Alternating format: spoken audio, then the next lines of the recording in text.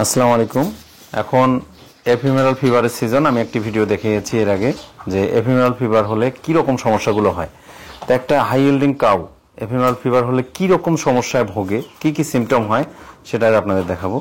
দেখেন এই গরুটা শ্বাস নিচ্ছে কিভাবে,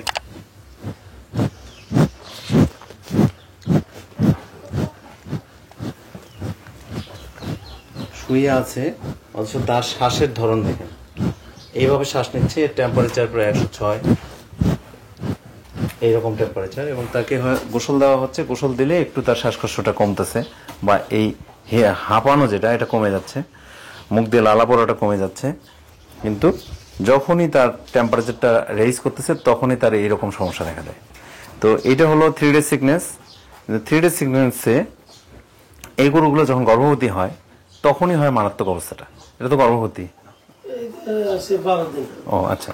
তো যেহেতু গর্ভবতী হয় তাহলে কিন্তু মারাত্মক হয়, যে সেগুলোর সিভিয়ারিটি, শ্বাসকষ্টটা এত বেশি হয় এবং ফাইনালি গরুগুলোকে আর সেভ করা যায় না। শ্বাসকষ্টের কারণে তাদের ফুসফুস বা লাংস কলাপস করে, লাংস কলাপস করার কারণে হাইপোক্সিয়া হয়ে মারা যায়।